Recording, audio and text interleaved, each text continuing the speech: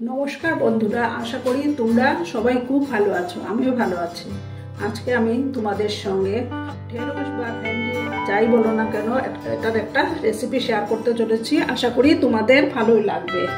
তাহলে চলো দেখতে থাকো কিভাবে আমি সেটা তৈরি করি। তার জন্য আমি এখানে 250 গ্রাম ভেন্ডি নিয়েছি, টমেটো নিয়েছি, 4টা কাঁচা লঙ্কা নিয়েছি, আর 2 চামচ এই যে বেসন নিয়েছি 2 চামচ, আর নিয়েছি শস্য পোস্ত, আর 4টা কাঁচা লঙ্কা দিয়ে পেস্ট বানিয়ে নিয়েছি। এবার আমি গ্যাসটা ধরিয়ে দেব। প্রথমে আমি এই ভেন্ডিগুলোকে একটা বাউলের মধ্যে ট্রান্সফার করে নিচ্ছি। আমি এই যে বেসনগুলো দিয়ে দেব। পরিমাণ মতো হলুদ গুঁড়ো দিয়ে দিলাম,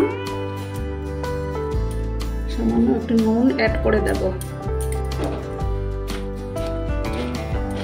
দিয়ে এভাবে একটু কোট করে নেব। এবার আমি গ্যাসটা ধরিয়ে দেব, প্যানটা গরম হয়ে যাক, তারপর আমি তেল দেব। 5 minutes later প্যানটা গরম হয়েছে, এবার আমি তেল দিচ্ছি।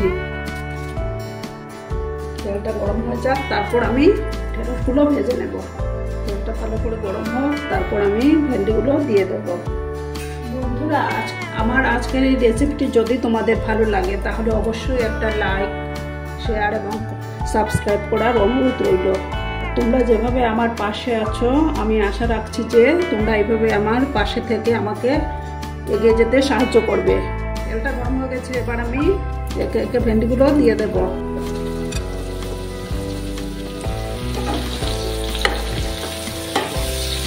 এইভাবে একটু নাড়াচাড়া করে নেব।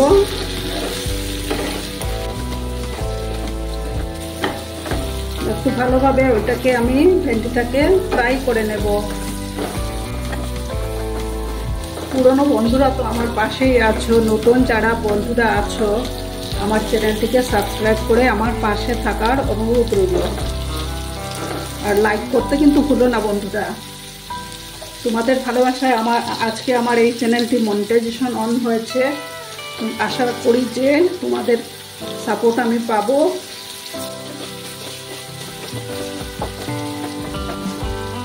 আরও কিছুক্ষণ এইভাবে আমি ভেন্ডিটাকে ফ্রাই করে নেব। সবারই রান্নার একটা নিজস্ব স্টাইল থাকে, আমি আমার মতো করেই রান্না করছি। তোমরা ওইভাবে বাড়িতে ফ্রাই করে দেখো, দেখবে তোমাদেরও ভালো লাগবে।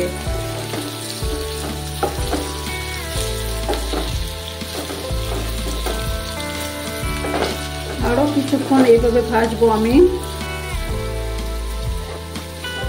এবার আমি এগুলো তুলে নিচ্ছি। আমার ভাজাটা হয়ে গেছে, এবার আমি অন্য একটা পাত্রে ট্রান্সফার করে নিচ্ছি। এবার আমি আরও একটু তেল দেব। তেলটা গরম হয়ে যাক, দিয়ে দেবো 2টো শুকনো লঙ্কা, দেব 1/2 স্পুনের মতো কালো জিরা দিচ্ছি, দেবো 4টা কাঁচা লঙ্কা। এবার আমি এই যে শস্য পোস্ত পাউডার মিক্সিতে পেস্ট করে রেখেছিলাম সেগুলো দিয়ে দিলাম। দিয়ে পরিমাণ মতো একটু হলুদ গুঁড়ো অ্যাড করে দিলাম। জারটা ধুয়ে আমি একটু জল দিয়ে দিচ্ছি।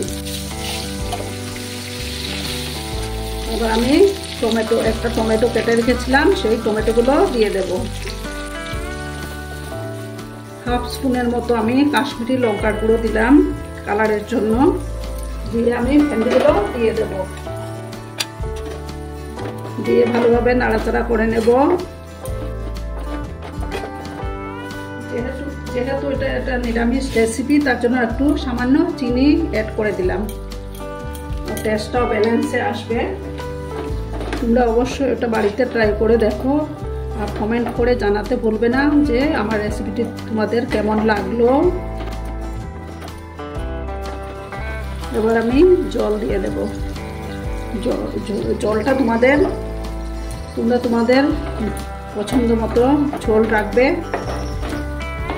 যে যেরকম ঝোল খেতে পছন্দ করো। এটাতে অবশ্য বেশি ঠিক মতো হবে না, ওটার মধ্যে বানালে মানে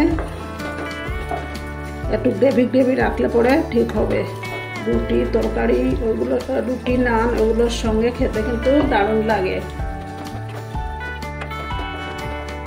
আমি এটার মধ্যে ঝোল দেবো না, বা পরিমাণ মতো নুন দিয়ে দেব, কারণ ভেন্ডিটা মাখার সময় আমি একটু নুন দিয়েছিলাম।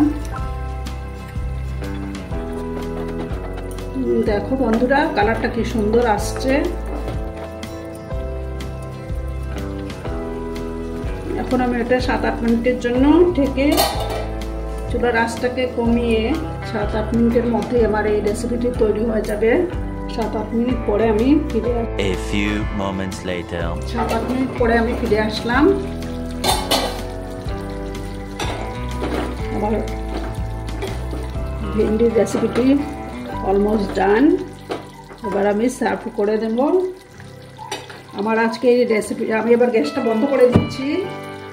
আমার আজকের এই রেসিপিটি যদি তোমাদের ভালো লাগে তাহলে অবশ্যই একটা লাইক, কমেন্ট, শেয়ার এবং সাবস্ক্রাইব করার অনুরোধ রইল বন্ধুরা। এইভাবে আমার পাশে থেকো, তোমরা খুব ভালো থেকো। টাটা।